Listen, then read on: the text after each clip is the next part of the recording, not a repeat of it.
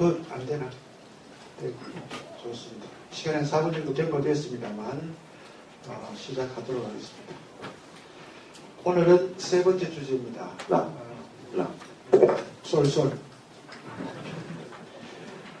주제는 형이상학으로서의 논리학인데 헤겔 전체의 철학의 얼굴이라고 할 수 있는 논리학 주제를 다룹니다. 사실 논리학이라고 이렇게 표현하지만 궁극적으로 형이상학입니다. 헤겔에서. 또 철학에서 얘기할 때 가장 대표적인 학문 영역으로 이렇게 대변된 서양 철학자에 있어서 형이상학인데 아마 헤겔이 이 형이상학을 이해하는 방식이 기존에 자기 선대와는 조금 다른 방식이었던 것 같아요. 그것을 이제 아마 처음에 의도했던 것은 형이상학과 논리학이었는데 왜 논리학, 비신샵 대학 로직으로 나중에 정착되는가 하는 과정은 아마 나중에 발표를 통해서 이야기 될 것 같습니다만 논리학은 저희들이 자의적으로 좀 제목을 정했습니다만 형이상학으로서의 논리학입니다. 형이상학입니다. 헤겔이 논리학을 통해서 형이상학을 어떻게 점쳐 짓는가 하는 것을 보게 될 것 같고요. 사실 논리학은 헤겔 전체 철학의 예비학이기도 하면서 또 종결 지점이기도 한 부분이 바로 논리학입니다. 그만큼 좀 어렵고요. 그래서 사실은 칸트가 형이상학을 순수 이성 비판에서 정의를 했었죠. 그죠? 소위 말해 순수 이성이라고 하는 것이 무제약자를 어떻게 인식할 것인가 하는 것을 찾아가는 시도가 바로 형이상학이다 그렇게 표현했는데 헤겔이 한편으로는 그 칸트의 이 형이상학 정의를 받아들이지만 그럼에도 불구하고 칸트와는 전혀 다른 이 논리학에서 형이상학의 진면모를 보여줍니다. 그건 제가 말씀드리는 그렇고요. 오늘 우리 조정환 교수님의 강연을 통해서 한번 그 작업들을 확인해 보시길 바랍니다. 오늘 강연해 주실 우리 조정환 교수님을 짧게 소개해 드리면요.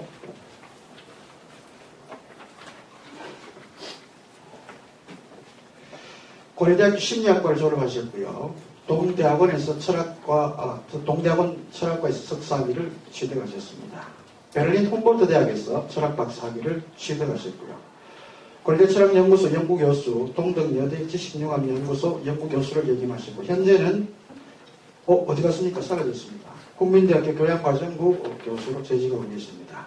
주요 논문으로는 헤겔 모순 개념의 객관성과 구조, 헤겔 논리학의 합에서 상해성 개념의 논리적 의미와 구조, 라이브니츠의 무구별자 동일성의 원리에 대한 칸트와 헤겔의 대응, 마음과 타자, 데카르트, 칸트, 헤겔의 사유 모델 비교에 다수가 있습니다. 앞으로 모시겠습니다. 큰 박수 부탁드립니다.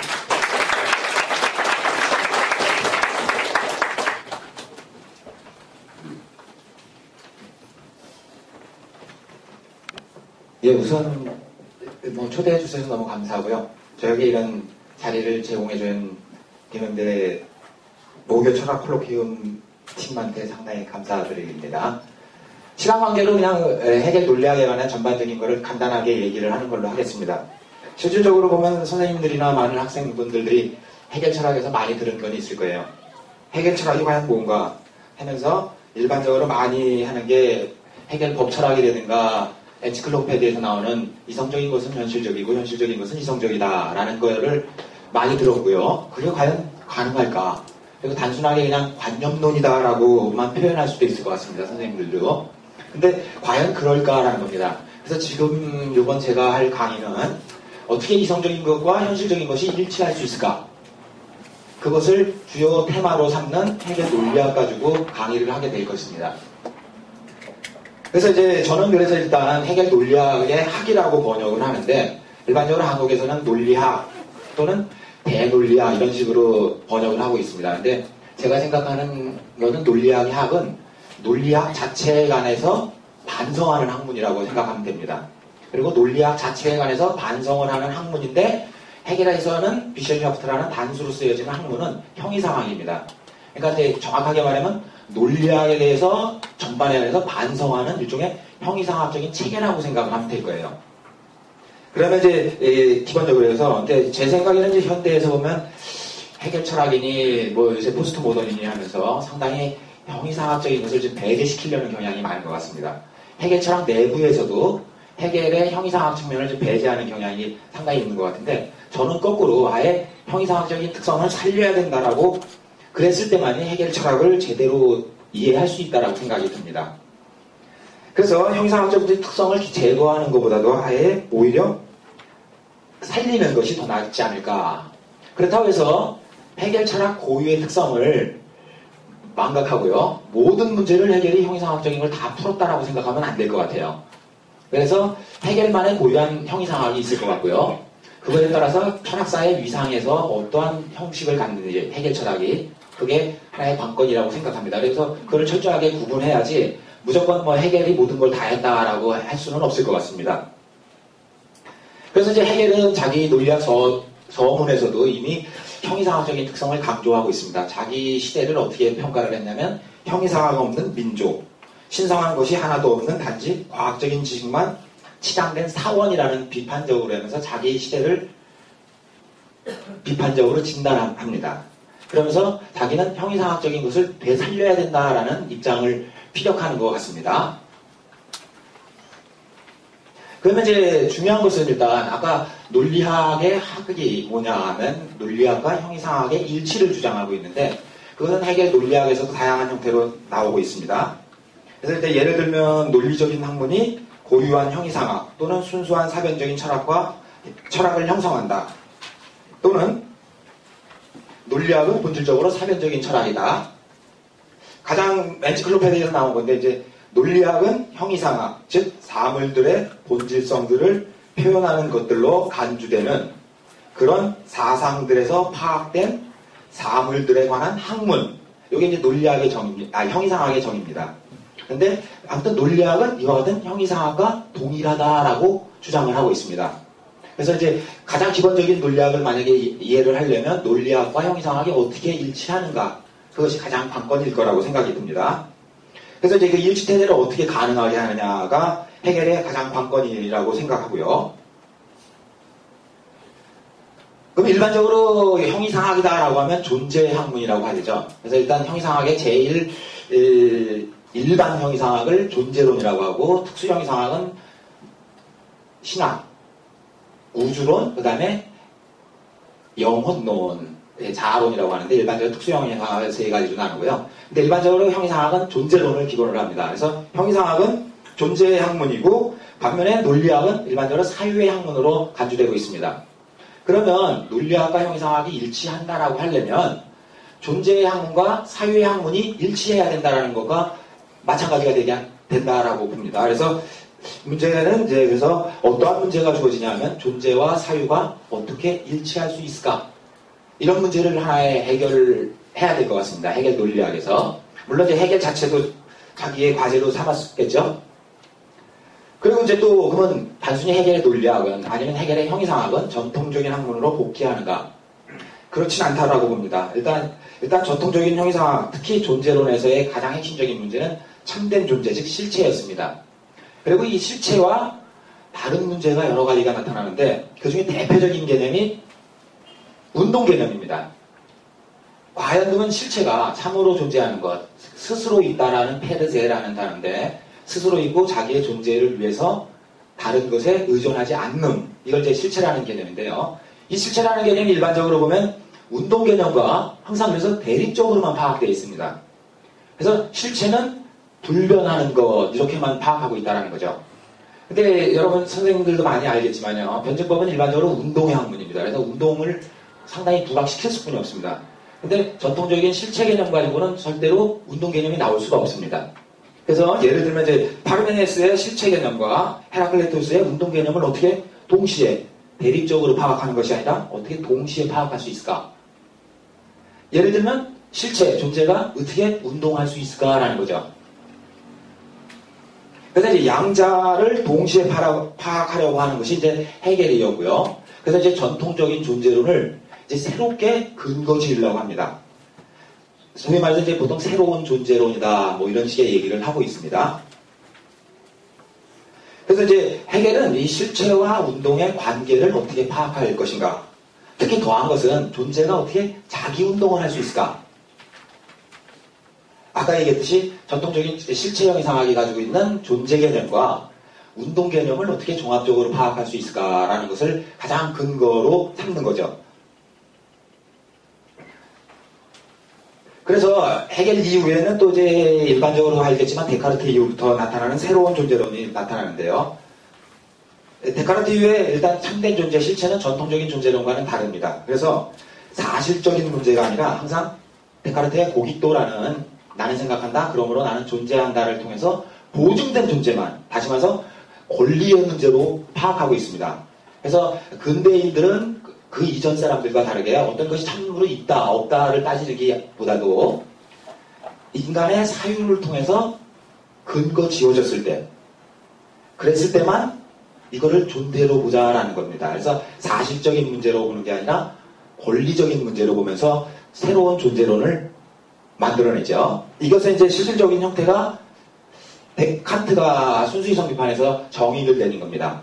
이 새로운, 보다 더하면 이제 오성의 근본 원리들은 순전히 현상들의 해명을 위한 원리들이며 하나의 종합적인 원리에서 사물들 일반에 대한, 그러니까 현상뿐만 아니라 물 자체에 대한 선언적 종합인식을 준다고 월권하는 그런 전통적인 존재론이라는 위풍당당한 이름은 이제는 순수 오성의 순전한 분석이라는 교묘한 이름으로 바뀌어야 된다라는 거죠. 그래서 이제 형이상학을 칸트는 새롭게 정의를 내렸다라고 봅니다. 이걸로. 그러니까 이제 순수 오성의 교묘한 분석. 그러니까 이제 범주들에 대한 분석이라고 생각하면 됩니다.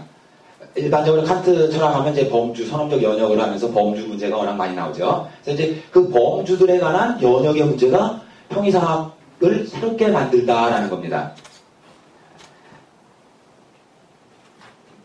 그래서 이제 철저하게 헤겔 또한 이러한 근대인이었기 때문에 칸트 철학을 이미 알고 있었기 때문에 데카르트 이후에 사회에 있는 것을 동시에 생각할 줄 알았을 겁니다. 그래서 논리학과 형이상학의 일치를 위해서는 새로운 존재론을 받아들여야 되면 됐을 겁니다. 그래서 사유를 통한 존재의 내적인 구조와 서술 및 체계 구성이 이제 관건이 됩니다.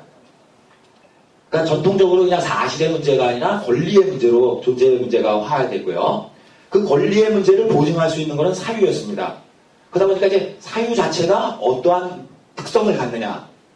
그래서 사유의 본성과 사유 규정들, 만약에 칸트식으로 하면 범주들의 특성, 본성이 과연 무엇인가라는 것이 이제부터 부각이 되면서 중요한 문제점으로 드러납니다. 그래서 칸트는 자기 철학에서도 가장 중요한 선언적 연역을 가장 중요시 여기죠. 범주의 선언적 연역을. 그래서 이제 그 사유의 특징과 사유 규정들이 가지고 있는 본성의 문제가 있고요. 그 다음에 이제 전통적인 존재론뿐만 아니라 이제 현대적인 인식론을 동시에 고려했을 때만 논리학과 형이상학이 일치할 수 있다라고 보는 거죠. 그러면 이제 보통 좀 전에 이제 전반적으로 하면 헤겔한테 주어진 문제는 논리학과 형이상학의 일치태제를 위해서는 일단 존재와 사유 문제, 그 다음에 현실과 이성의 종합을 추구하는 것이 어떻게 가능할까? 이게 형이상학과 논리학의 일치태제이면서 지금 이번에 제가 강의를 맡은 형이상학으로서의 논리학이라는 것의 가장 핵심이라고 생각이 듭니다. 그러면 이 추구는 헤겔은 어떻게 했느냐? 아까도 말했지만 존재가 어떻게 자기운동을 할 수 있을까? 라는 하나의 문제와요. 다른 하나는 사유를 통한 존재의 자기운동의 내적이고 책에서는 서술의 문제를 동시에 생각해야 된다는 거죠. 즉 존재가 자기운동을 하게끔 만들어줘야 되고 이것을 파악하는 사유가 이것을 정확하게 서술의 문제까지 나타난다는 거죠. 그래서 사유가 존재의 자기운동을 내적으로 서술만 할 수 있다면, 그리고 존재가 자기운동을 할 수 있다면 존재의 학문과 사유의 학문은 일치할 수 있을 거다라는 거죠. 그래서 일단 헤겔은 존재가 어떻게 자기운동을 할 수 있을까라는 하나의 문제와 사유를 통해서 그 존재의 자기운동을 어떻게 서술할 것인가 문제가 동시에 항상 생각이 돼야 된다라는 거죠. 그래서 이제 이거를 이제 헤겔이 전적으로 이제 자기 체계 프로그램이라고 하는데 정신연상학에서 나오는 문구입니다. 그래서 뭐라고 얘기를 했냐면 단지 체계 자체의 서술을 통해서 정당화되어야만 하는 나의 통찰에 따르자면 참된 것을 실체로서만이 아니라 주체로서 파악하고 표현하는 것이 중요한 문제라고 합니다. 그리고 이제 이걸 보통 이제 해겔 전공자들은 다 해겔이 자기 전체계를 구상하는 가장 기본적인 거라고 합니다. 그래서 참된 것은 전통적인 실체로서 보는 게 아니라 더 나아가서 주체. 다시 말해서 존재가 자기 운동을 하잖아요. 그러면 그거를 주체라고 봅니다. 우리가 일반적으로 선생님들이나 여러 학생분들이 생각하듯이 주체, 그럼 일종의 개인 어떤 주관적인 주체의 개념은 아닙니다.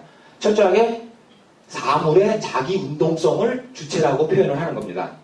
그러면 이제 아까도 얘기했듯이 존재, 참된 존재로서의 실체가 어떻게 운동 개념과 대립적으로만 있는 게 아니라 자체 내에 포함해서 자기 운동을 할 수 있을까? 그리고 자기 운동하는 것을 주체라는 개념으로 사용을 하고 있습니다.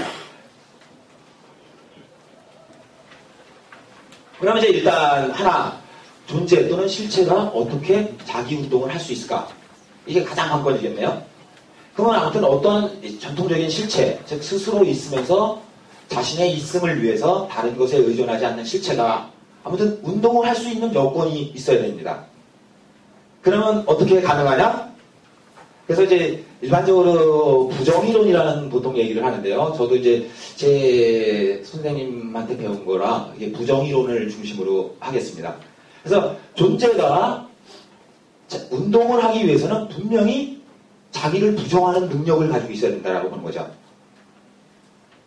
만약에 자기를 부정할 수 있는 능력이 없다라고 하면 존재는 절대로 운동을 하지 않습니다. 그럼 전통적인 실체형 이상하게 머물고요. 그러면 항상 운동은 파악 불가능하게 되겠죠. 그러다 보니까 이제 해겔이 쓰는 방식은 이제 부정의 존재론화 및 자율화라는 개념을 사용할 수 있을 것 같습니다. 그래서 예를 들면 존재가 자기 운동을 할 수 있으려면 존재는 부정을 단지 배제하는 것만이 아니라 자체 내에 포함하고 이 존재론화된 부정성은 자율화되어야 한다라고 얘기를 할 수 있겠습니다. 그러니까 전통적으로는 실체와 부정성 개념을 서로 따로따로 생각을 했었습니다. 근데 이 실체가 부정성을 자체 내에 포함하니까 그 부정성을 통해서 이 실체, 존재가 스스로 운동할 수 있게 되어 있습니다. 그래서 이제 그거를 부정이 존재 내부에 본질적으로 들어가 있다라고 해서 부정의 존재론화라는 표현을 썼고요. 자율화라는 것은 단순히 어떤 다른 것만 비판해내는, 부정하고 부정하고 하는 것이 아니라 이 자율화된 부정은 보편적인, 전면적인 부정화라고 생각하면 될 겁니다. 즉, 다른 것만 부정하는 것이 아니라 자기 자신조차도 부정할 수 있는 능력. 이거를 이제 보통 부정의 자율화라고 얘기를 합니다. 그래서 이제 존재 자체가 부정성을 자체 내에 포함하고, 그죠? 본질로서 포함하고, 그리고 자율화된 부정성을 통해서 다른 것만 부정을 하는 것이 아니라 이제 자기 자신을 부정을 합니다. 그러면서 자기 자신을 운동시키게 만들겠죠. 부정성에 근거해서. 만약에 부정성을 자체 내에 포함하지 않는다라고 하면 그건 항상 운동이 일어나도 항상 외적인 운동에 불과할 겁니다. 예를 들면 가만히 있을 때 어디 누가 와서 뚝 친다든가 이러면 움직이겠죠. 이런 타율적인 운동만 나올 텐데 부정성을 자체 내에 포함하면 이제부터는 그 부정성에 의해서 스스로 자신의 운동이 가능하다라는 거죠. 그러면 일반적으로 이제 나중에도 얘기했지만 요거를 이제 보통 해겔의 전문적인 용어입니다. 이거는 이제 자기 관계하는 부정성이라고 봅니다. 존재론화된 그리고 자율화된 부정성을 해겔은 자기만의 독특한 용어로 자기 관계하는 부정성이라고 표현을 합니다. 부정이 자기 관계를 하면 자기 스스로를 부정을 하겠죠. 또 부정이 다른 것을 부정하면 자기 관계를 하겠죠. 그래서 자기 관계하는 부정은 자기 관계를 해서 부정이 아닌 것으로 되고, 또 마찬가지로 다른 것을 부정하면서 부정은 또한 자기 관계를 합니다. 그래서 이제 복잡한 구조를 갖는데 해겔은 또한 마찬가지로 그걸 자기 자신의 타자라는 개념을 사용합니다. 자기 자신의 타자. 그럼 이제 어떤 것이 한쪽에 있겠고요.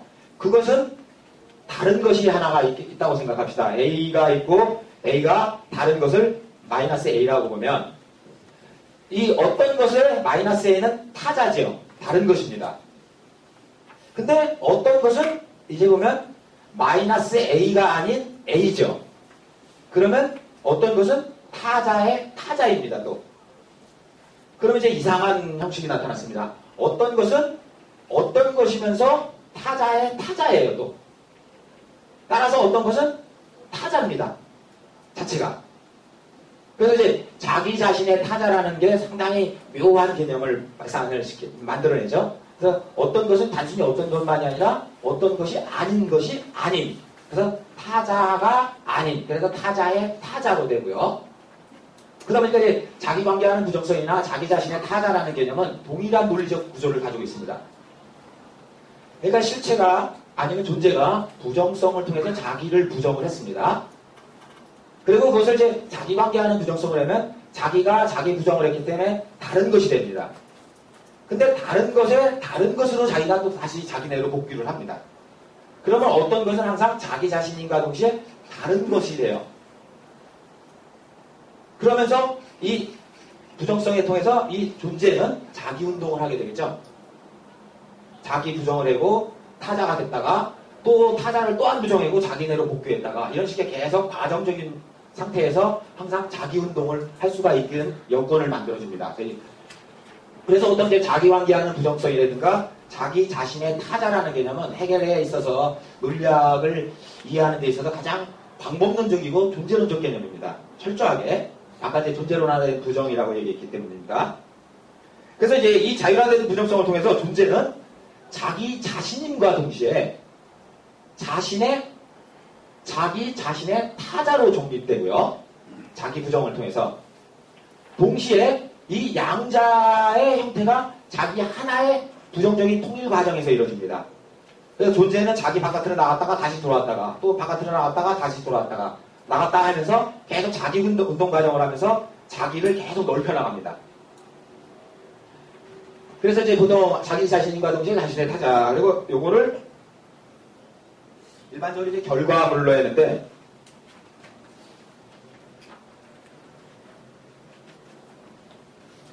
예. 그래서 일반적으로 이제 해결적인 해서는 이걸 보통 이제 그래서 이 하나의 부정적인 통일은 일반적으로 대립된 것. 다시 말하면 자기 자신과 자신의 타자라는 대립된 것이 부정적인 통일적인 관계 속에서 있다라는 거죠. 어디에서? 존재 자체 내에서요. 이해가 됐는지 모르겠습니다. 혹시 이해가 안 되시면 언제든지 질문하셔도 되겠습니다. 그래서 이제 해결은 이것을 보통 논리학에 가장 어렵다라는 제1차 존재론 제1장에서 나타나는 것에서 뭐라고 했냐면 이것을 해결은 존재와 무의 근원적인 통일이라고 얘기하면서요. 존재는 무로 그리고 무는 존재로 이행하는 진행 단계입니다. 이행하는 것이 아니라 오히려 이미 이행했다라는 완료형을 사용합니다. 그래서 존재가 무로 가는 것이 아니라 아예 존재와 무는 동일하다. 그래서 이제 존재론 제1장에 보면 존재, 무, 생성이라는 개념이 바로 나타나죠. 그래서 이제 요 표현을 하고 해결이 이제 그래서 존재와 무의 근원적인 통일이 그리고 이하의 모든 논리학에서 근원적인 지평을 형성한다고 합니다. 토대를 형성한다고 해요. 그래서 만약에 논리학 이하에서 나타나는 모든 개념들은 분명히 거기에 존재 개념과 부정성 개념이 항상 동시에 겹쳐져 있겠죠. 모든 개념에. 그리고 이제 뭐 이거는 실질적으로 헨리라는 사람은 아예 그렇습니다. 이 존재와 무의 근원적인 통일이 아예 논리학 전체의 근원적인 토대다. 그리고 논리학 이하에서 존재, 무, 생성 이외에 나타나는 모든 범주들의 근원에 있다라고까지 합니다. 그래서 이제 지금 어떻게 자율화했느냐. 그래서 해결이 부정의 존재론화를 시키고 부정의 자율화까지 시켜서 해결이 궁극적으로 추구하는 것이 무엇일까라고 보면은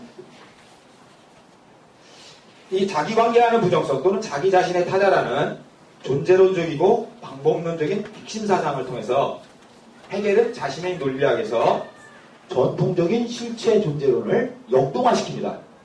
왜? 실체 자체가 이제 자기 운동을 할 수 있는 여건을 만들어줬기 때문에요. 전통적인 존재론의 역동화를 시키는 것을 자기의 목표로 삼고요. 더 나아가서 전통적인 형이상학에 많은 제반 존재론들이 많을 겁니다. 플라톤의 존재론, 뭐 아리스토텔레스의 존재론, 뭐 등등등등의 많은 존재론이 있는데 그 존재론을 그것들의 요구에 따라서 근거짓고 통합하는 그런 존재론의 새로운 개념을 만들어낸다라고 생각을 하면 될 겁니다. 그리고 그것이 논리학과 형이상학의 통일, 일치라는 개념입니다. 그래서 이제 이 부정성을 통해서 존재는 자기 운동하는 것으로 파악되고요. 전통적인 실체 개념과 다르게 이제 주체 개념적으로 파악된다라고 생각을 하면 될 겁니다.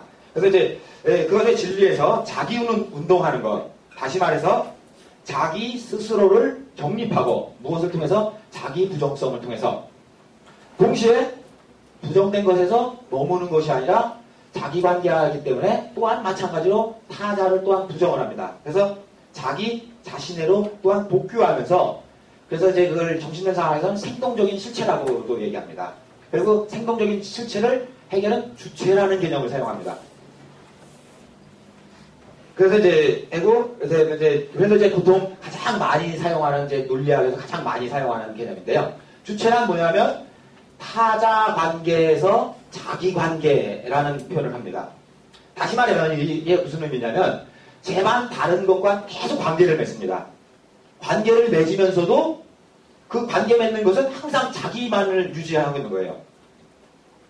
그래서 제만 타자 관계를 막 맺죠. 만약에 제가 조종하라는 사람이 지금 여기 이 콜로퀴움과 관계를 계속 맺으면서 타자 관계를 하는 거죠. 아니면 지금 선생님들하고 계속 제가 관계를 맺으면서도 그럼에도 불구하고 조종하는 조종아예요. 그래서 이제 나는 다른 사람들과 계속 관계를 맺습니다. 그러고 그럼에도 불구하고 나는 나예요. 이 관계가 계속 유지된다는 거죠. 이 과정적인 관계에서. 그럼 이제 제반 관계들은 뭐냐? 다양한 것이 있겠죠. 만약에 제가 국민대에 있으면 국민대와의 관계, 그 다음에 뭐 한국이라는 사회에 있으면 법제도, 정치제도 이런 것들은 다 타자 관계에 있다라고 보는 겁니다. 그러니까 선생님들이나 저나 아무튼 대한민국에 있다라면 여기에 다양한 제반 관계를 맺겠죠. 그럼에도 불구하고 거기서 그 타자 관계에 내가 매몰되는 것이 아니라 나는 나라고 얘기를 할 수 있는 거죠. 그게 주체라는 개념입니다. 그래서 절대적으로 타자 관계를 배제해야 하는 형태에서 주체다라는 개념을 사용하면 그 큰 오산이라고 생각하면 될 겁니다. 그리고 이제 만약에 정신연상학이라든가 뭐 해결 체계에 보면 이 타자 관계는 다양하게 나오죠. 뭐 법제도, 일륜성 뭐 이런 게 모든 게 다 타자 관계입니다. 그래서 그 하나의 타자 관계가 어떻게 나타나느냐에 따라서 해결이 다양한 형태의 저술 작업을 했겠죠.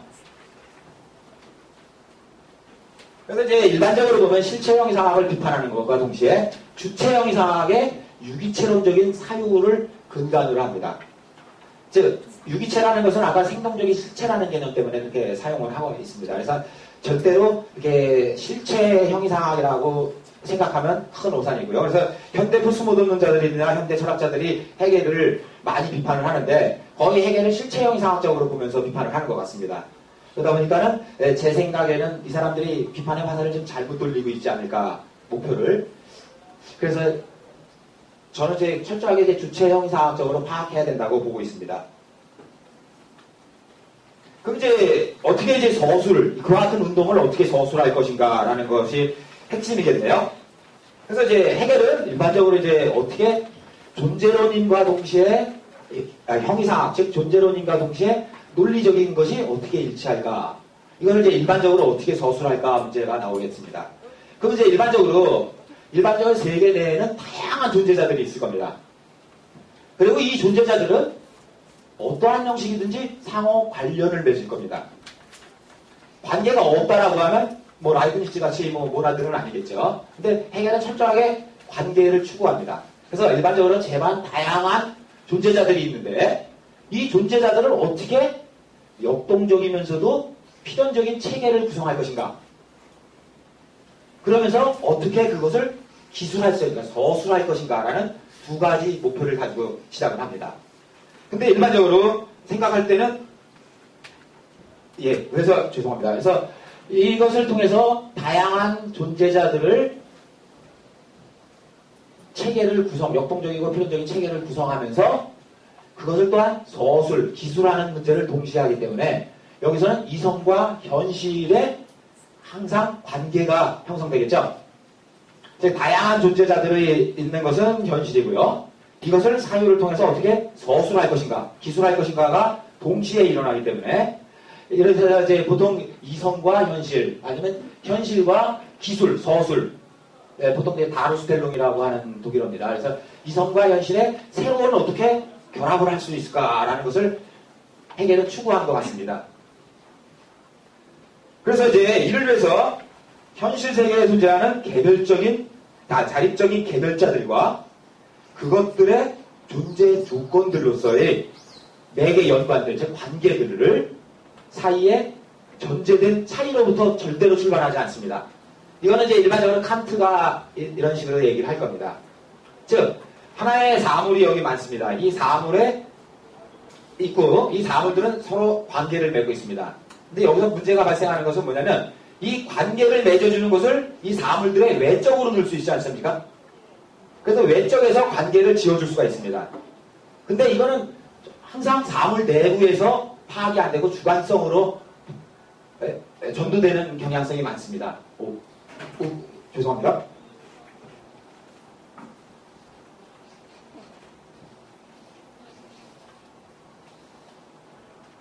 그래서 항상 일반적으로 한 게 주체와 객체라는 근대 형이상학의 주객분리라는 많은 문제에서 이것이 나타나고 있습니다. 그래서 자립적으로 존재하는 개별자들은 대상의 현실 세계에다 놓고 이것을 상호 연관시키는 필연적인 관계체계는 머릿속에서 나오는 게 있죠. 이게 이제 일반적인 칸트 아닙니까? 범주라든가 시공간 개념, 시공간 개념의 선언적 해명을 통해서 시공간의 일종의 감성적 직관의 순수 형식으로서의 시공간 개념과 범주라는 인간이 가지고 있는 독특한 내적인 인간의 사유, 내적인 구조를 통해서 외적으로 이 개별적인 사물들을 연관을 시킵니다. 근데 헤겔은 철저하게 그렇지 않습니다. 이 외적인 관계 체계가 사물들 내재해야 됩니다. 그래서 이제 문제점이 이제 다른 형태가 나오죠. 그래서 예를 들면 자립적인 개별자들과 그것들의 존재 조건으로서 4개의 연관들, 즉 관계들을 상호 이렇게 전제대에서 차이를 지어서 주는 게 아니라 아예 그거 전체를 총체적으로 사고하기를 요구합니다. 그래서 예를 들면 자립적으로 밑에 썼나? 예, 안 썼네요. 그래서 자립적인 개별자들과 그 자립적인 개별자들이 내적으로 어떻게 서로 관계 맺는가를 전체적으로 서술하는 겁니다. 파악하는 겁니다. 그래서 이제 그거를 이제 헤겔은 뭐라고 하냐면 총체적인 관계라고 합니다. 그러니까 개별자들이 있고 개별자들이 상호 관계를 하는데 이 관계가 개별자들의 외적인 관계로 빠지면은 다시 문제가 생깁니다. 그래서 이 관계 체계를 아예 개별자들 내부에 아예 종속시켜버리죠. 그러면서 이 전체를 총체적으로 파악하려는 게 헤겔의 의도라고 생각을 하면 됩니다. 그래서 이제 헤겔은 예를 들면 이제 모나드 같은 거를 다 비판을 합니다. 창이 없는 모나드는 서로 관계를 하지 않습니까? 관계를 하지 않으니까. 그래서 그런 거를 철저하게 배척을 합니다. 그래서 보통 헤겔을 헨리라는 사람은 역동적인 이론론이라고 얘기합니다. 아까 존재를 역동화시켰죠. 그래서 역동적 이론론이라고 해요. 그래서 이제 요거를 일반적으로 하면 가장 대표적인 표현들을 그립니다. 상관자들과 상관관계의 전제된 차이를 얘기하는 게 아니라요. 상관자들과 상관관계들의 상관관계. 그러니까 총체적인 관계라고 보는 거죠. 그러니까 이 표현이 상당히 이해가 되셨는지 모르겠습니다. 이 표현을.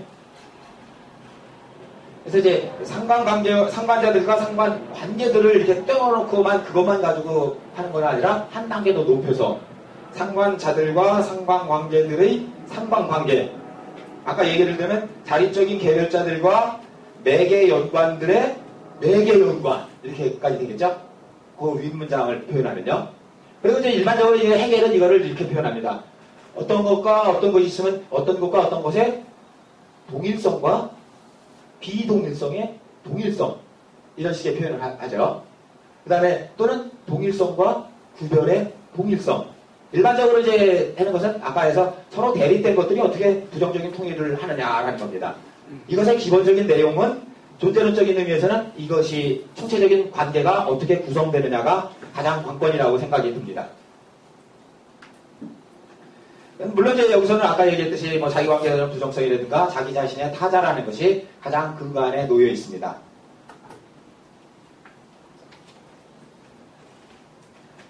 그래서 이제 존재와 사유 또는 현실과 이상의 비정적인 통일이라는데 일반적으로 이제 이 총체적인 사유 아까 좀 전에 말했듯이 개별자들과 개별자들의 존재 조건으로서 매개 연관들의 관계, 즉 총체적인 관계를 어떻게 추구하느냐라고 했을 때 일반 해겔 논리학에서는 크게 세 가지 지평이 있습니다. 일단 사유 자체의 지평, 즉 논리학의 지평이라고 할 수도 있겠고요. 두 번째, 이 사유 자체가 자기운동을 하면서 많은 범주들, 규정들을 만들어냅니다. 이 규정들의 지평이 또 하나 있겠고요. 세 번째로는 구체적으로 주어진 현실적인 지평이 있습니다. 논리학에서는 항상 이 세 가지 지평이 동시에 항상 일어나고 있습니다. 모든 범주들에서는요. 그래서 일반적으로 추구하는 것은 이 세 지평들이 어떻게 상호 유기적인 연관을 짓느냐. 그래야지만 이성과 현실의 종합적인 통일, 논리학과 존재론의 종합적인 통일, 뭐 이런 식으로 계속 얘기가 되겠죠. 그래서 이 세 가지 지평이 항상 동시에 고려됐을 때만이 됩니다. 그래서 이거를 통해서 사유와 현실의 부정적인 통일성, 그래서 해결은 역동적 이론론 또는 주체 형상학이라고 보통 얘기를 하는 건데요. 만약에 이 세 지평을 분리해서 생각한다라고 하면 다른 많은 재해석들이 나오는 겁니다. 간단히 소개할 수 있으려면 만약에 이 세 지평이 동시에 분리돼서 생각하든가 만약에 세 지평의 통일을 부정한다면 해겔 철학의 논리학에 관한 많은 상이한 관점들이 나오는데요. 예를 들면 실체형 이상학, 전통적인 실체형 이상학으로 다시 복귀가 되겠고요. 또 예를 들면 선험 철학, 칸트 철학화 돼버리고요. 아까 말해서 범주론적인 형태로만 빠질 수도 있겠고요. 범주론적이라는 것은 여기 존재의 지평을 이야기를 안 한다는 거죠. 또 하나는 이제 단순히 사유 지평만 강조해가지고 자기의식 이론으로서 논리학을 재해석하는 방식. 아니면 통일을 아예 부정해서 간주관성으로만 얘기하는 거. 또 예를 들면 이버라는 사람인데 어떤 절대적 상관성의 이론, 통일은 없습니다. 항상 상관적으로만 움직입니다. 계속. 또 다른 것은 이제 단순히 범주론적 존재론으로만 보는, 그래서 해겔 논리학에 관해서는 무진장 많은 사람들마다 해석하는 방향이 조금씩 다 다릅니다. 그래서 이제 일반적으로 이제 제가 꼽아본 거는 한 이 정도로 해석을 하는 것 같습니다. 근데 저는 철저하게 아니고 아까 얘기했듯이 저는 주체 형상학적인 걸로 해석을 하고 있습니다. 그럼 이제 일반적으로 이제 해겔 논리학은 객관 논리학하고 주관 논리학으로 이루어졌겠죠. 그리고 일반적으로 객관 논리학에는 존재론과 본질론으로 이루어졌고요. 주관 논리학은 개념론으로 이루어졌습니다. 근데 이 세 부분들은 일반적으로 아까 말해서 논리학의 가장 제1범주인 앞에 존재범주가 부정성을 통해서 자기운동하는 방식을 표현하는가 동시에 존재론적으로요. 다른 한편으로는 사유를 통해서 기술을, 서술을 하는 두 가지 측면으로 이루어졌다고 그랬었죠. 그것을 계속 저술해 나간다라고 생각하면 됩니다. 그래서 존재론, 본질론, 개념론, 객관 논리학이나 주관 논리학은 존재의 자기운동을 이 부정성이라든가 자기 자신의 타자라는 개념을 따라서 서술하고 있습니다. 그리고 이 운동 방식은 각각의 다릅니다. 그래서 존재론에는 해겔이 위버 개인이라고 해서 이행이라는 개이고요. 예를 들면 내가 존재가 자기를 부정해서 다른 것을 댈 때 이걸 이행한다고 합니다. 그리고 또 이것이 부정을 해서 또 다른 걸로 할 때 이행. 그리고 본질론을 그 이행의 방식을 반성이라고 합니다. 그러면 이제 존재론과 본질론의 차이는 뭐냐면 존재론은 그냥 이행만 합니다. 계속. 근데 본질론에서는 반성이라는 것은 원래 개념은 유리 거울 두 개를 놓고 기술적으로 왔다 갔다 계속 하지 않습니까? 그래서 이제 존재가 이제 본질론에서는 어떻게 운동을 하냐면 반성 운동을 하는데 자기를 부정해가지고 다른 데로 갑니다. 이행을 하죠. 근데 여기서 끝나면 존재론에 머물고요. 본질론으로 넘어올 수밖에 없는 이게 다시 와야 돼요. 빛을 쐈으니까 계속 반대, 왔다 갔다 했죠. 그래서 이걸 반성이라고 얘기합니다. 그래서 이제 본질론에서의 존재의 자기운동은 반성운동을 합니다. 유해점은 우리가 이제 일반적으로 생각하는 주관적인 반성이 절대 아닙니다. 이 반성은 철저하게 객관적인 반성입니다. 객관적인 반성이라는 것은 뭐냐면 존재의 자기운동의 유형이라고 생각하면 될 겁니다. 그래서 반성이라는 것은 계속 왔다 갔다 하는 거죠. 자기가 바깥으로 나갔다가 다시 들어오고, 바깥으로 나갔다가 다시 들어오고. 그래서 이제 타자 관계하다가 자기 관계하고, 타자 관계하다가 자기 관계. 계속적인 이런 반성 운동 과정 속에 있다라고 보면 됩니다. 그리고 본질론에서는 반성이라고 하고, 개념론에서는 그걸 발전, 엔트비클룽이라는 단어를 쓰는데요. 그건 뭐냐면 그냥 왔다 갔다만 하는 것이 아니라 이게 왔다 갔다 하면서 이 공간이 더 넓어집니다. 이렇게 계속. 발전을 하는 거죠, 계속. 그러니까 굳이 얘기한다면 이렇게 해야 돼. 이렇게 하면서 계속 이렇게 커지는 거죠, 원이. 그래서 이제 존재론, 본질론, 개념론은 존재의 자기운동을 서술하는 방식인데, 존재론에서는 이행의 방식을 쓰고요, 본질론에서는 반성의 방식을 쓰고요, 개념론은 발전의 방식을 쓴다고 헤겔이 엔시클로페디에서 얘기를 하고 있습니다. 그래서 이제 예를 들면 이게 이제 논리학의 3권의 기본적인 겁니다. 이제 존재론은 과연 뭘 가지고 테마화 잡을까?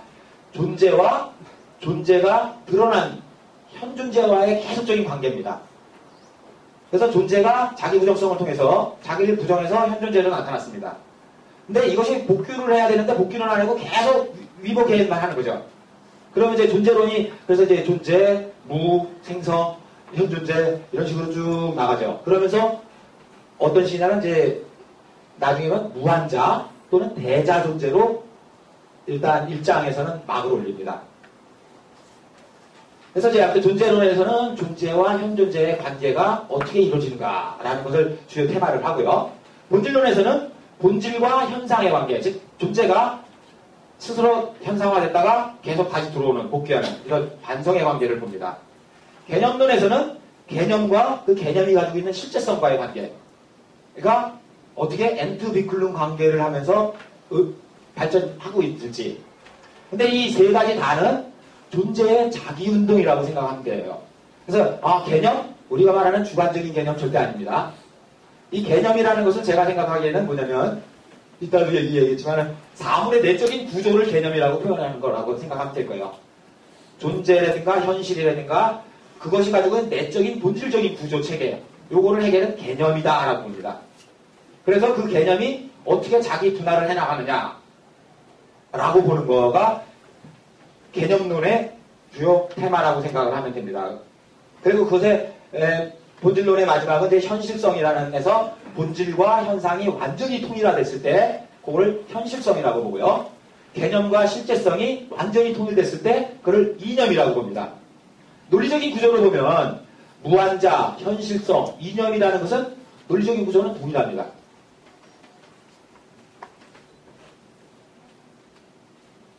그래서 이제 이를 통해서 존재의 자기운동의 내적인 서술을 하나하나 해나가고 있겠죠. 좀 빨리 나가야 되겠네요. 유의사항인데요. 일단 객관 논리학과 주관 논리학인데 단순히 주관 객관은 우리 일반적인 의미로 얘기할 수는 없다는 겁니다. 주관 객관, 주어, 수로 이런 관계는 아까 얘기했듯이 사유지평, 사유 규정들의 지평, 존재, 즉 현실성의 지평이 동시에 항상 일어나는 것을 얘기하고요. 이거는 맨 마지막에 개념은 사유를 통해서 파악된 대상의 본질입니다. 그래서 혹시 헤겔의 개념은 우리가 일반적으로 생각하는 것과 다르고요. 그 다음에 현실 세계에 내재하는 중충적이며 역동적인 구조 체계를 개념이라고 생각하면 될 거예요. 그래서 판단이다, 우어 타일이다라고 하면은 우어, 근원적인 분할 운동이거든요. 판단이라는 독일어에 보면 그 개념이 판단으로 이행하는 거는 뭐냐면 개념이 근원적인 자기 분할을 해나가는 겁니다. 그리고 추론이 됐다. 그러면 추론은 판단들의 결합체이기 때문에 근원적인 자기 분할한 것들이 어떻게 새로 결합되는가. 그러면서 자기내로 복귀하는 것을 보여주겠죠.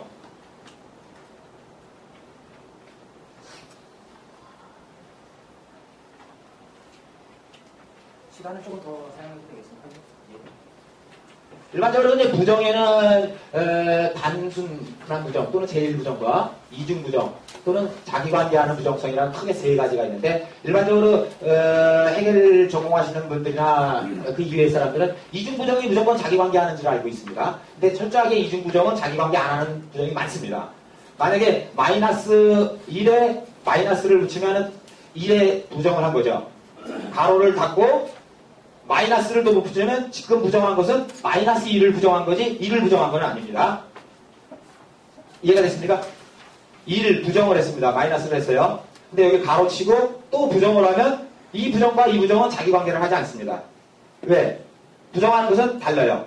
앞에 부정은 1을 부정한 거고 두 번째 이중부정은 마이너스 1을 부정한 겁니다.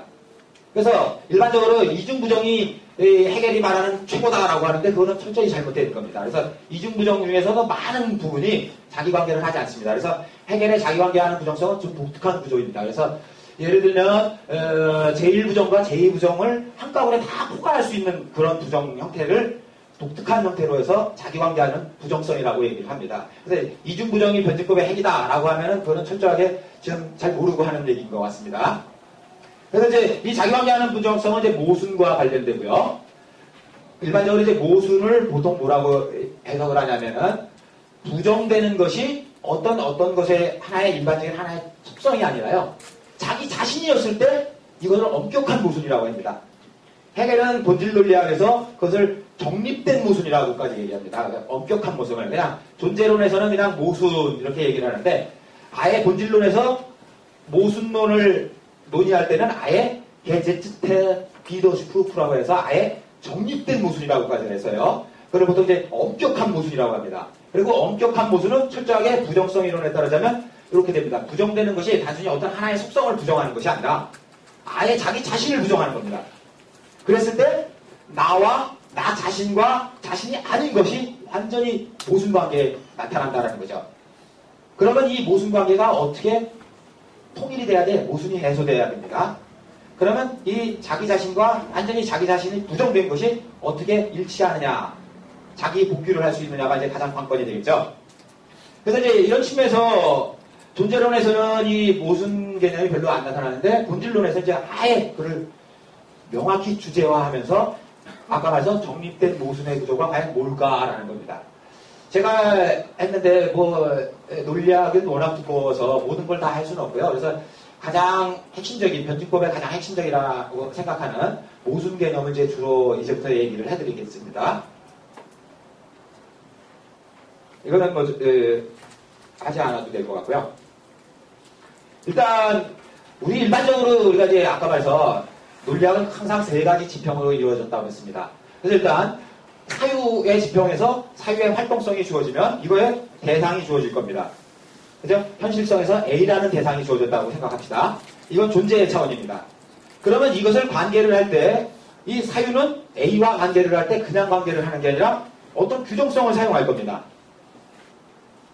만약에 그 규정성이 플러스 A 다시 마이너스 A 다시라는 규정성을 하나에 사용을 한다라고 하면 이 사유 활동성은 현실성, 즉 존재의 A와 어떻게 관계를 하냐면 저 사유 규정들, 대립 규정들을 통해서 관계를 할 겁니다. 그래서 A가 뭐냐? 플러스 A 다시다. A가 뭐냐? 마이너스 A 다시다. 이렇게 규정을 내릴 거라는 거죠. 그런데 이제 문제는 여기서 어떤 식의 관계가 나타나냐? 어떤 식의 문제점이 계속 관계 문제가 나타나냐면 첫째, 이것과 이것은 대립되죠. 서로 관계가 하지 않습니다. 완전히 다릅니다. 플러스 A 다시와 마이너스 A 다시는 완전히 다릅니다. 서로 또한 두 번째, 활동성과 현실성은 또한 동일한 것이 아니라 대립관계에 있습니다. 또 이 활동성과 대립 규정들하고도 또 대립관계가 나타납니다. 이게 이제 해결 모순 개념이 어려운 이유가 이 모든 관계를 다 분석을 해야 된다는 겁니다. 그래야지만 사유지평과 존재지평이 일치하고 이성과 현실성이 일치하고 논리학과 형이상학이 일치할 수가 있습니다. 그런데 이제 아까 얘기했듯이 A라는 것은 존재의 지평에 있는 것은 부정성을 자기네에 가지고 있습니다. 그래서 자기운동을 하겠죠. 그러면 이제 요걸 이제 보통 현상이라고 하면 이제 가장 먼저 분석돼야 될 것은 플러스 A-와 마이너스 A-가 어떻게 부정적인 것이 통일되느냐. 이 과정이 서술되어야 되겠죠. 만약에 A라는 것을 존재라는 개념이고 이 A를 존재에 대한 규정으로서 존재 여기를 무 이렇게 놔두면 하나 예를 들 수 있겠죠. 그러면 일단 존재와 무가 일단 사유 규정 차원에서 어떻게 관계를 맺느냐라는 거일 때는 아까 이행하는 것이 아니라 이행됐다. 그러니까 이미 존재와 무는 부정적으로 항상 통일되어 있습니다. 그래서 이제 보통 그러면 이제 절대값이라는 표현을 했는데 절대값 A-가 나타날 겁니다. 동일하게. 마찬가지로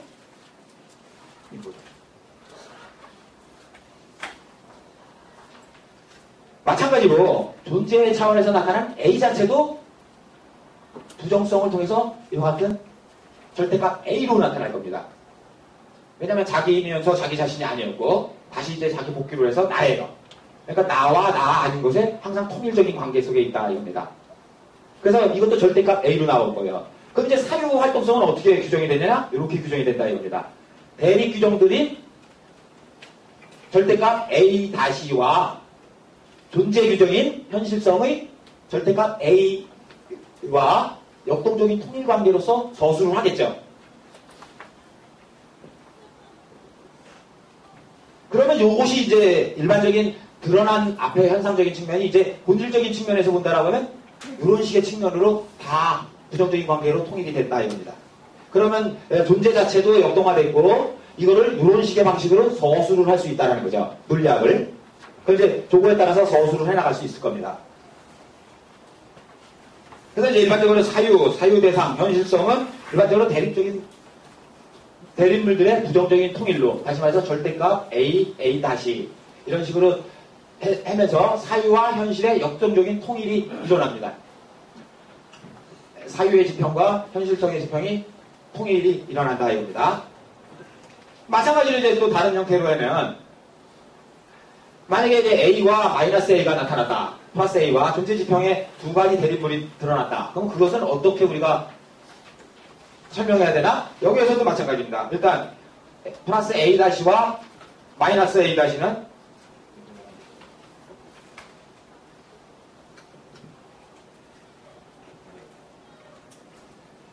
총괄적인 관계에서는 아까 플러스 A-와 마이너스 A-도 서로 대립적인 관계가 나타나겠고요. 두 번째, 활동성과 현실성의 지평, 대립적으로 나타나겠고요. 사유와 사유 개별적인 규정들과의 대립 관계가 나타나겠고요. 또 이와 같이 복잡하게 또 나타납니다. 그래서 이제 아까 얘기했죠. 현실에 다양하게 존재하는 자립적인 개별자들의 관계를 내재화시켰을 때만 총체적인 관계가 형성됐다고 했죠. 이것을 그냥 외적으로 계속 요것과 요거는 이렇게 관계됐어 이렇게 보면은 이게 완전히 주관과 객관이 통일이 절대 안 일어납니다. 그러면 이거 전체를 하려면 요 관계를 모든 걸 다 설명을 해줘야 돼요.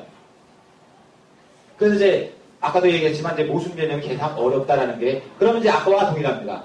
여기도 절대값 A-가 나타나겠고 여기 밑에도 절대값 A로 나타나겠고요. 위에 이런 식으로 서술이 될 겁니다. 그러면서 지금 계속 사유지평과 존재지평이 계속 통일이 일어나고 현실과 이성이 통일이 일어나면서 한편은 존재의 자기운동이 일어나고 다른 한편은 존재의 자기운동의 서술, 다루스테론까지 일어나는 거죠. 그러면 이거 이제 본질적인 측면이요. 분석하고 나타난 결과적인 것은 이렇게 나타난다 이겁니다. 그래서 이제 여기 A나 A, 플러스 A나 마이너스 A는 현상적인 측면에서는 칸트와 같이 이제 물 자체로만 나타나는데 만약에 본질적으로 그 모순을 이 관계를 잘 한다라고 하면 아예 이거는 물 자체로 나타나지 않고요. 대립물의 부정적인 통일로 다시 말해서 절대값 A로 나타난다라는 겁니다. 그래서 플러스 A일 수도 있고 마이너스 A일 수도 있습니다. 이거를 이제 뭐 보통 반성 논리적인 기체다 뭐 이런 식으로도 얘기를 하고 있습니다. 그냥 근데 중요한 건 아닌 것 같고요. 그래서 이제 아까도 얘기했지만 이제 부정성의 관계가 어디서 일어나느냐 하면 아까 그림을 구상하면 활동성으로서 사유 자체가 자기 부정성을 항상 갖고 있고요.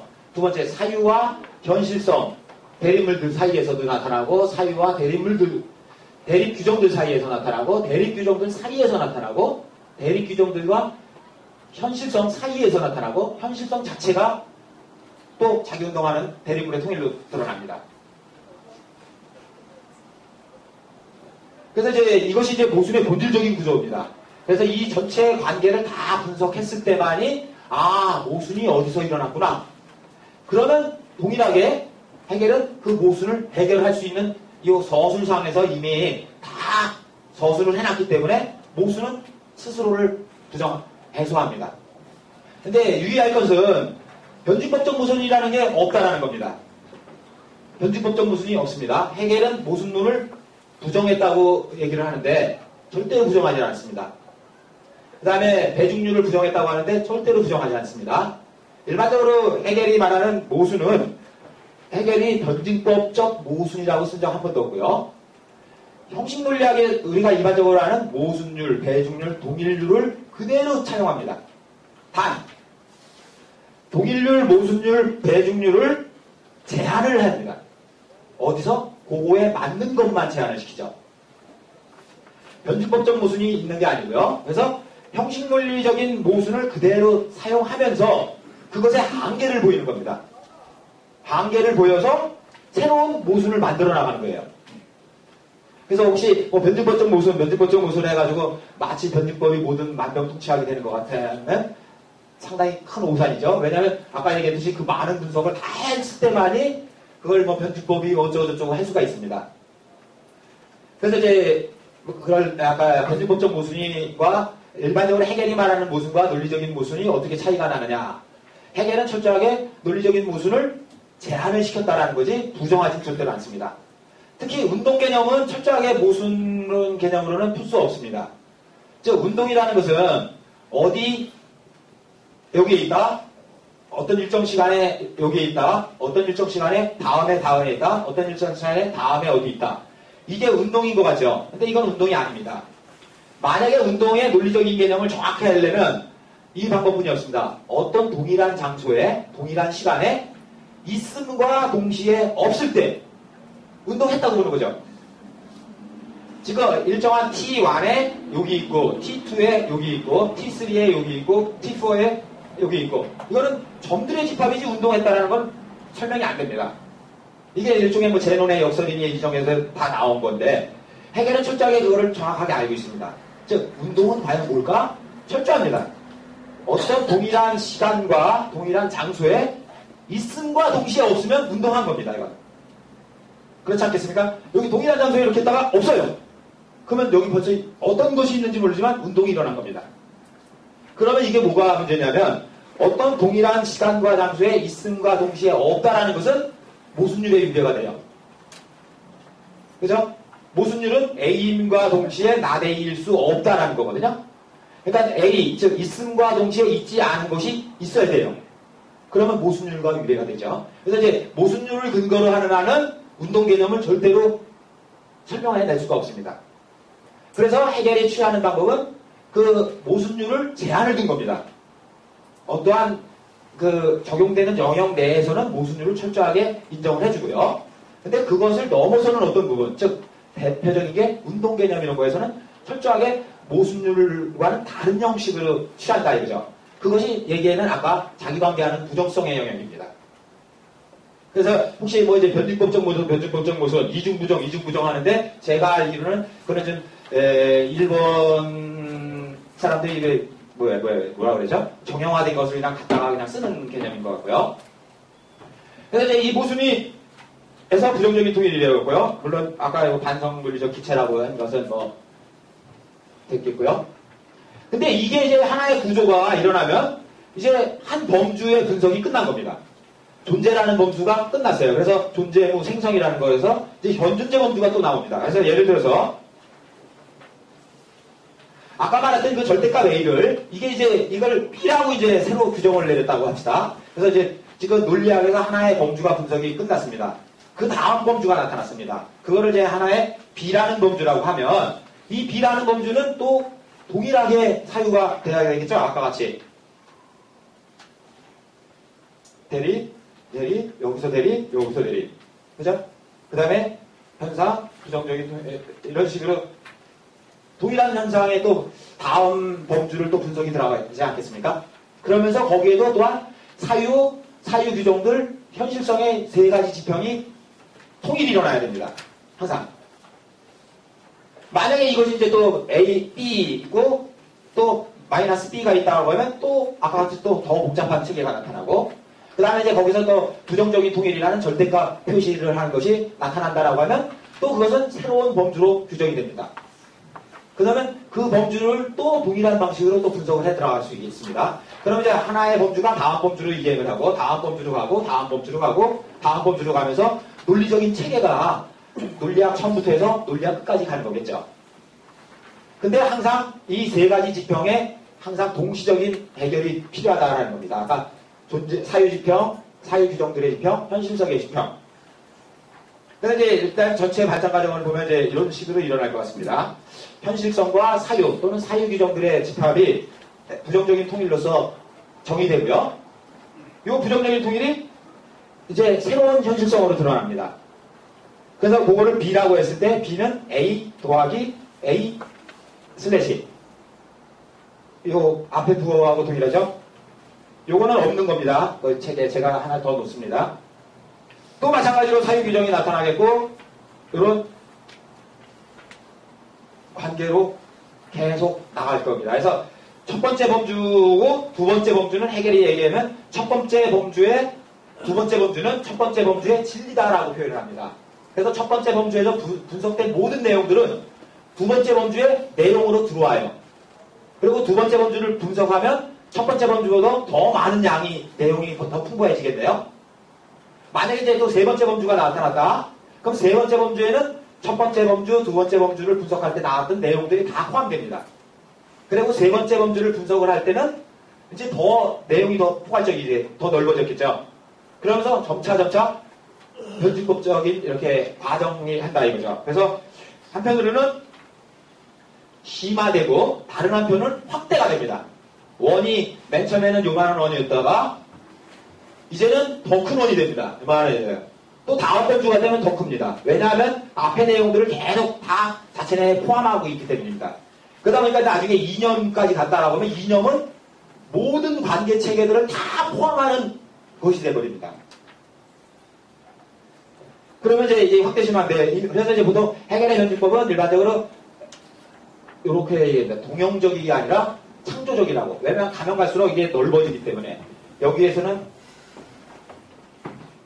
이 부분에서는 요만했던 원이 이제는 이만한 원이 되고 이제 더 나가면 이만한 원이 되고 이렇게 되니까 그래서 무한진행에 빠지지는 않습니다. 그래서 논리적인 범주에서 무한진행 범주에 빠지지는 않습니다. 계속 앞의 내용을 하지만 동형적으로 일어나진 않습니다. 항상 보다 더 나은 형태. 그래서 이걸 보통 이제 창조적으로 일어난다라고 얘기합니다. 매 범주마다. 이제 뭐 고려사항은 뭐 일반적으로 모순 개념을 이제 변증법의 핵심이라고 얘기하는데 이 모순 개념을 주관적인 오류나 잘못으로 이해할 수는 없고요. 철저하게 존재론적 범주로 사용한다는 겁니다. 그래서 해결은 철저하게 본질론에서 객관적 사유의 법칙으로서 모순을 다루고 있습니다. 그래서 이제 존재와 현실, 특히 자기운동의 가능성을 보증해줘요. 이 모순이. 즉, 자기관계하는 부정성이 모순 개념의 핵심을 이루고요. 아까 얘기했듯이 부정되는 것이 다른 어떤 것이 아니라, 하나의 속성이 아니라 자기 자신이다라는. 그래서 자기관계하는 부정성은 모순의 본질을 형성하고 이 모순이 존재의 운동과 즉 자기운동의 가능성을 보증해줍니다. 모순이 발생하면 또 극복되고 또 모순이 발생하면 극복하고 극복. 근데 이제 가장 중요한 것 중에 하나가 뭐냐면 이 모순이 발생하기 위해서는 철저하게 상이성이라든가 차이가 반드시 대립 모순으로 발전을 해야 돼요. 만약에 상이성 범주를 해소를 못하잖아요. 그럼 현대 포스트모던론자들이 나오는 게 있죠. 차이, 구별이라는 것을 강조시키는 거. 만약에 그것을 계속 해결을 못하면 절대 체계가 형성이 안 돼요. 그래서 해결은 철저하게 상이성은 범주상으로 해서 보면 대립 모순으로 이행을 해야 됩니다. 존재론적으로 얘기하면 개별적으로 존재하는 사물들은 반드시 다른 사물들과 관계 속에 있어야 된다는 겁니다. 만약에 관계 속에 있지 않고 이것과 이것은 완전히 상이한 거야 라고 해서 관계가 아무것도 없다라고 하면 체계 형성이 절대로 안 됩니다. 그래서 이 상위성 범주를 어떻게 취급하느냐에 따라서 구별 범주를 어떻게 취급하느냐에 따라서 또 논리학에 대한 해석이 차이가 납니다. 근데 해겔은 정확하게 해겔의 입장에서는 절대 상위성, 차이 범주는 반드시 모순으로 이행을 해야 됩니다. 즉 관계성의 내부에 존재해야 된다는 거죠. 그런데 이제 상위성 자체가 존재한다면 현실 존재의 총체적인 관계 체계는 절대로 불가능하죠. 외적인 관계로서 관계를 구성할 수는 있습니다. 근데 내적인 관계로서는 절대로 구성을 못합니다. 이해가 됐죠? 그래서 이제 유기체론적, 관계론적 존재론이다라고도 표현을 할 수 있습니다. 그래서 이제 사유와 존재, 이성과 현실의 부정적인 통일이라는 오늘 제가 강의한 전반적인 이성과 현실의 부정적인 통일에 일어날 수 있는 것은 이와 같은 대립 규정들과 현실성의 부정적이고 역동적인 통일을 통해서 아까 그 각각의 관계들을 명확히 나타나는 모든 관계들을 분석함을 통해서 모순을 드러내고 그 모순을 해결시키면서 일어난다는 거죠. 그러면 사유와 존재 또는 이성과 현실의 부정적인 통일이 항상 일어납니다. 그래서 이제 이걸 통해서 존재, 현실의 자기운동을 보증할 수 있겠고요. 다른 한편은 사유, 이성을 통한 존재의 자기운동의 외재적인 소술이 아니라 내재적인 소술을 가능하게 만들 수 있습니다. 그래서 이제 이 과정은 자기관계와 부정의 촉재성의 관계를 통한 모순과 모순의 해소의 지속적인 관계를 통해서 체계가 한쪽으로는 형성되고 다른 한쪽에서는 존재의 자기운동의 가능성을 보증을 해주는 거죠.